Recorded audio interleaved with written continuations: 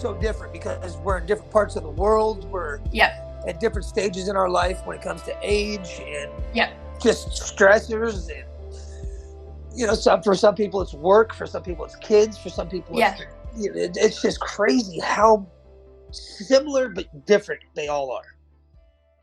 And you have a baby, you said? Yeah, he's 4 months. Oh my gosh. Yeah, that's kind of actually when my withdrawal started, during my pregnancy. I was just going to ask. Yeah, the terrible timing. I bet that is a motherfucker. Oh, unbelievable. It was just so harrowing, you know. Well, you know, especially because I know that when my ex went through both the pregnancies, she suffered from different ailments throughout, just because that's what pregnancy does to your body. All those hormones wreck you. Yeah, so it's just raging. Yeah, that's it. Yeah, major stress on the body, and then I think just coming off the steroids, because that's when I became aware of it. Before that, I was using steroids most of my life for eczema, but I'd never made the connection before until I saw a YouTube documentary called Preventable, and that was last year. And that's when it was like, oh my God, something's just clicked. And I came off them, and then that's it, the withdrawal started. On the other end of it, and starting to see healing process, you know, I mean, because when you're in the thick of it, there's no chance. There's no way. You're not laughing. You're not joking. Nothing's funny. Nothing's gonna be okay. No, absolutely, yeah. Before getting pregnant, my skin was really good actually, and I wasn't on anything regular per se. But because I hadn't made that connection yet, if I did get a random flare up, I would put a bit of steroid cream on, thinking that, you know, this is okay, it's normal. Right. And then it wasn't until maybe about week 9 in my pregnancy, when all the sickness started and everything started, it's when my skin started to get really bad. It was just cracking, it was getting really red and hot, burning, and I had a steroid cream from the doctor. You know, they even told me to put it on my eyelids, like Elicon on your eyelids. Oh my God. And I said to them, like, you know, these creams aren't working for me anymore. I need like you need to find me a different solution that's not using this, because this is clearly not working for me anymore. Right. And they don't believe it. They're just like, oh, you're just being paranoid, and no, it's perfectly safe. It's not harmful. It won't harm your baby inside, you know. And so I'm like, these on you when, you know, look at the damage they're doing. But they were like, oh no, it's perfectly safe, and even though you're pregnant, we can even put you back on the prednisolone tablets. And I'm like, I don't want to go on these things anymore. Yeah, they even prescribed it to me, and I just, you know, I said to them, I won't be taking that.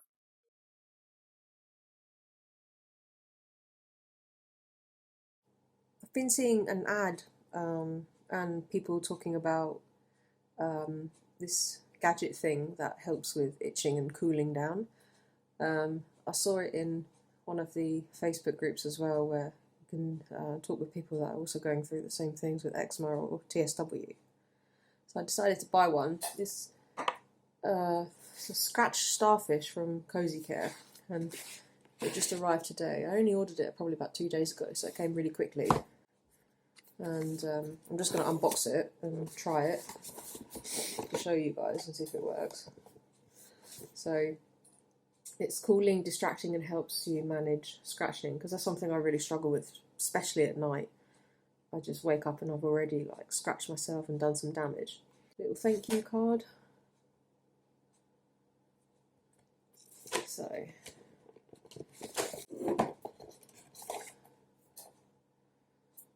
So it's called the Scratch Star, and it looks like that. And it's designed to help you manage itching. So this is step 1, cool. Place in the fridge for 2 hours. The internal cooling gel will offer 1 to 2 hours of cooling itch relief. Step 2, moisturise. Perfect to combine with moisturiser. Use on freshly moisturised skin, or use as a moisturiser applicator. And then step 3, massage. Hold and gently massage the texture plate over an itchy area of skin in slow, small circular motions. So I'll whack it in the fridge and I'll give it a go and let you know how it goes.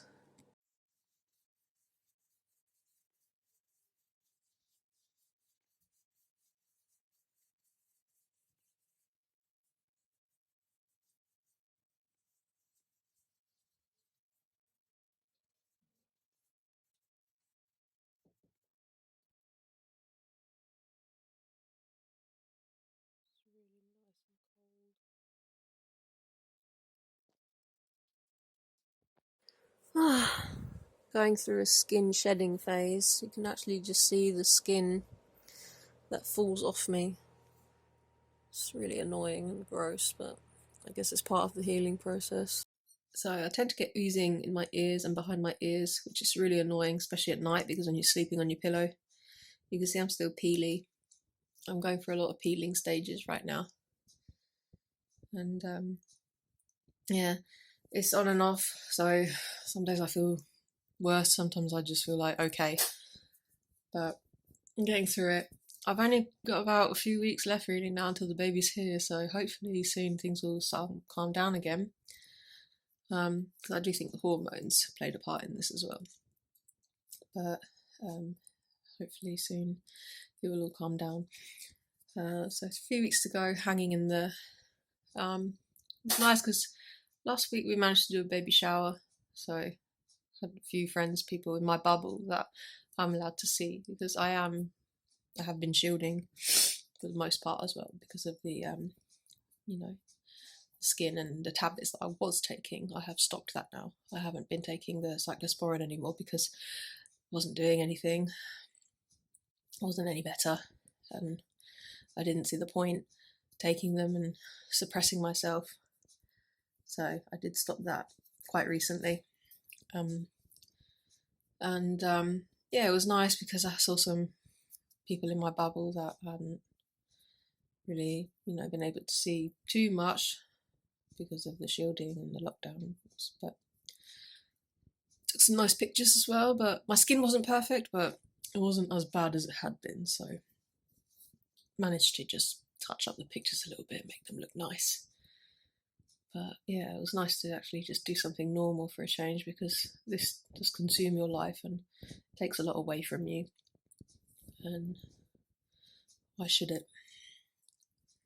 But yeah, so we'll see how I get on, especially for next month. We'll see if there's an improvement. This is an oat, coconut oil and shea butter mix that I make. I heat up the shea butter and coconut oil, melt it, and I grind oats in a processor, and it acts as an exfoliant as well, which I like. I tend to use this in the shower, but it also gives me a bit of moisture, so I use that in the shower. I tend to use that with a scrubber, the dry brush. I gently just dampen the skin a bit, and with the dry brush I'll just gently brush. This is really nice. This is Korean. This is Innisfree Green Tea Foam Cleanser. I use this on face and body. I use that when I wash my face and skin as well, so I also use this with the dry brush very gently, just cleansing my skin. Green tea is said to be antioxidant, anti-inflammatory, and it's supposed to also help with I think even red blood vessel damage. It's mostly natural stuff. I mean, I can't read it because it's in Korean, but I got this from Skin Cupid website, which is really good, and it gives you a list of ingredients on there, and they are in England, so you can buy this in England. I'm also using as well with Natrasan sometimes colloidal silver solution spray, so this is just to sort of keep any bacteria at bay. On prescription I get QV cream, and I also get a QV gentle wash for the shower too, so I've been using this cream actually for years, even before my skin got problematic, and I've always got on with that. I do use it on and off because otherwise, like I said, sometimes it does feel like it's not maybe doing the job.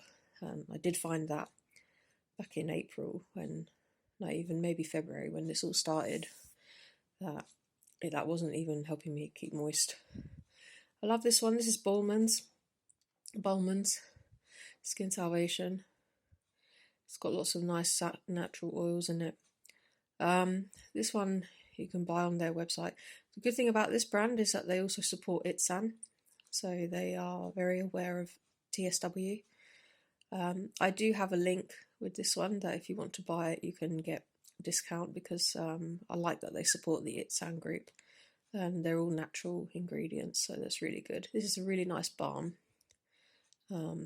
so I've been using this with really nice effects.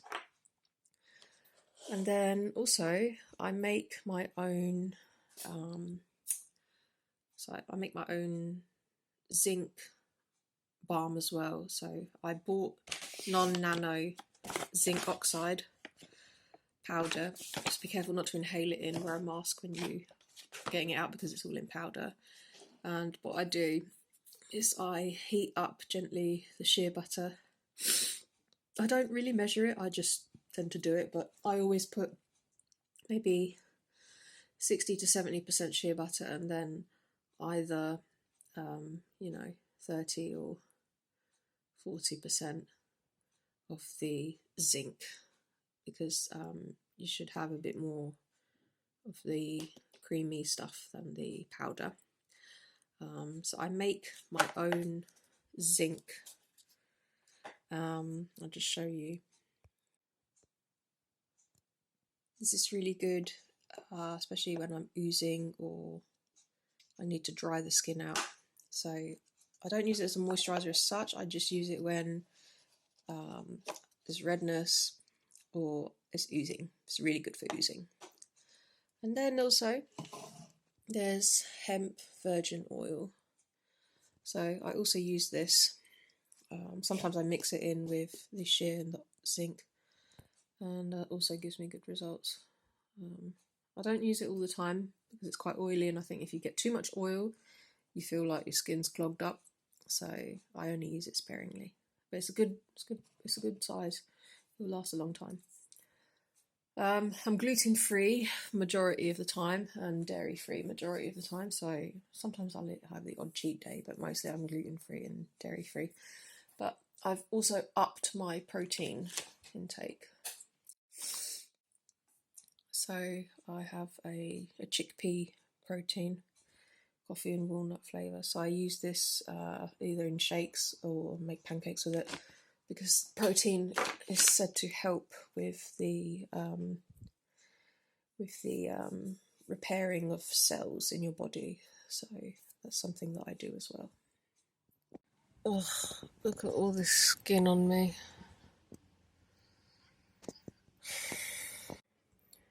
The amount I'm shedding is just unreal. Just see it coming off. Makes you feel so gross. We're in September now, I think. Today, I don't even know what day it is anymore. I think it's the 2nd. So I've now only got a few weeks left till the baby arrives. I'm not on cyclosporin anymore. And still not perfect. I'm not expecting to be for a while, because this is going to be a long process, I think, because of the amount of years on and off I was prescribed all these things. So it's my arms. They're slightly pink. You can see I always get these slits in my hands. I've always had those even before, so I'm not sure if that's just because my skin gets really dry, part of the eczema. But the hands, you can see the skin is still really like wrinkly. My hands never used to be like this. It's kind of frustrating to see them like this, and it's hard to do things. And it's both hands as well. And that's how thin my skin is. You can just see it peeling off there. And this isn't normal eczema. Eczema shouldn't be like this. Eczema is mainly just itch and rash in certain places of the body. Got a spot there as well. But you can see it's just, that is damage. But the arms are healing a bit better recently. I'm still using the stuff that I showed earlier in another entry. They're helping. Oats are my best friend right now. Hemp oil as well, I find is good. Been mixing it in with my moisturiser a bit.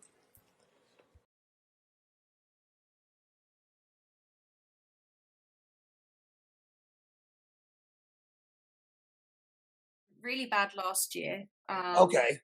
When I actually stopped using all steroids in June last year, when I found out about it. Gotcha. But because it was so difficult for me. I just felt like I'm just living each day, just surviving to get through the day while I'm trying to grow a tiny little human in me. So I did go on cyclosporin for a month or two. Yeah. Because I was just so desperate, but it didn't do anything really for me, so I came off it. And then when my baby was born, I came on Dupixent. You know, it's an injection. Probably you know about it. And it has. For 9 months. Oh, did you? Yeah, I was going to say I'm on month 4 now because I took it when my baby was born. Nice. It has helped me, but it's not something I want to be on long term. It's just to help me ride through this bit so that I can actually be there for my baby, because this takes away so much already. And you know, babies don't stay babies long, and it's my first baby. I want to enjoy bits of it, you know. I don't want to be just passing by and I'm not able to do mum things like hold him and feed him, which in the beginning when he was born, those things, just the simple things like holding him, feeding him, changing him, they were such arduous tasks to do. Absolutely. Because my arms, my face, my neck, my hands were all burning hot red, itching like fuck in the night, not getting any sleep anyway, because, you know, to be up with a baby, you have to be awake at night to feed him and everything.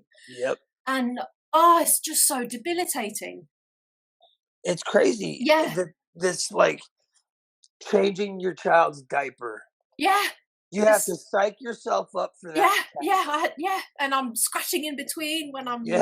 You know, it's like, oh my god, this shouldn't be the case, you know. So yeah, I am on Dupixent just to get a bit better.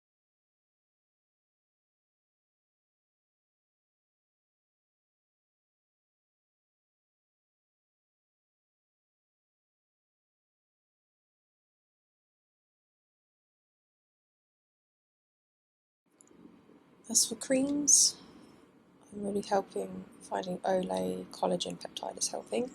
I was taking collagen orally for 3 months, but I found it made my nails way too hard and thick, and that didn't help my scratching, so I've now switched to a cream, and this is really nice. Then there's Kefir Chuckling Goat Kefir Sensitive Lotion. This has been really great. This has really reduced my redness because it helps balance the bacteria on your skin. And then I use Epiderm as well, which is really good. It helps keep the flakes away. I've also found helping me are multivitamins, vitamin D3, milk thistle. This is apparently really good for liver detox. Sometimes I also take L-glutamine. And I've started taking evening primrose oil as well, because I've found that helps with the sort of sometimes the cold shivers and sweats. And apparently this is really good for skin as well because of the high GLA omega. And this one are adaptogens. So they've got herbal, ashwagandha, bacopa, holy basil, and all these other things. And these are said to help with the adrenals. So because the steroids really affect your hormones, your adrenal glands, your cortisol, your adrenaline, because really the steroids are cortisol, so you're pumping yourself up with more steroids, which can then actually put more stress on your body. So these are said to help balance that out, especially if you get fatigue and HPA axis insufficiency. So I've been taking these as well. It says you can take 1 up to 4 times a day. I've just been taking a couple a day just in case I didn't get on with it, but so far I've been fine with it. And then I'm also taking kefir and also Biomel prebiotic fibre for your gut, because gut is also really important, gut health for your microbiome. I have a discount code for this one, so I'll put it in the description. And then to help me sleep, I've started taking supplement as well to help me sleep at night, which is this one. A new symptom that I've been experiencing lately, and it's only been maybe for the past couple of months, are what they call zingers, where you feel like you're just getting random stabbing pains, like as if a needle is stabbing you, just in random parts of your skin. I've been noticing it at night and during the day, and it can be just a random prick here, and then suddenly I get another one on my arm or on my leg, and they're really irritating and also painful, and they're totally at random. I can't even predict when I'm going to get one. And apparently this is also really common in steroid withdrawal.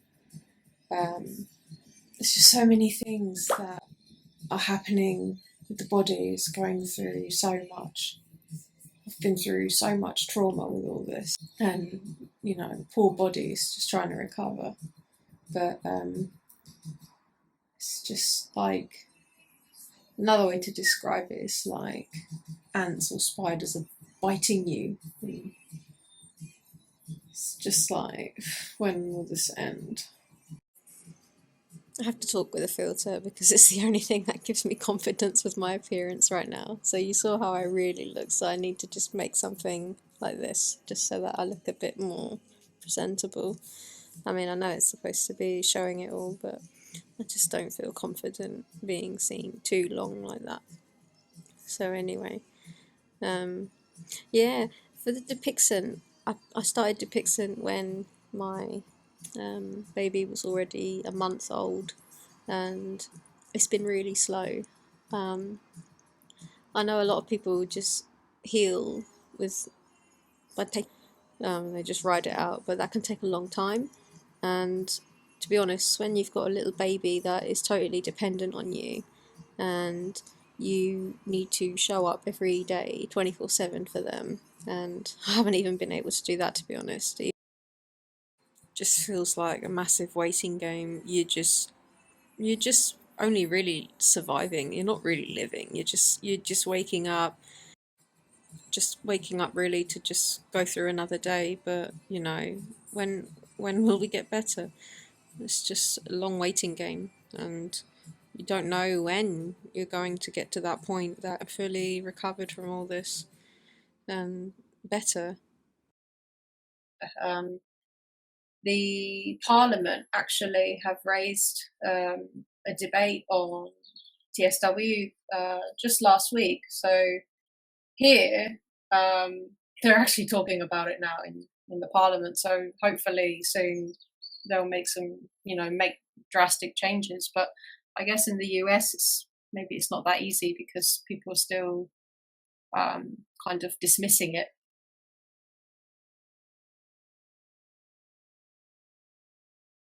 As you hear everything going on, yeah, I just think it's so much more helpful for me, because I go back and listen to all my podcasts, and every time I hear something. Yeah, absolutely. Yeah. No, I totally agree with that. And we have voices. We need to, if we're going to make change, really, we're the people that need to shout and keep kicking and screaming until there is change. Yeah. Right. Yeah. Well, yeah.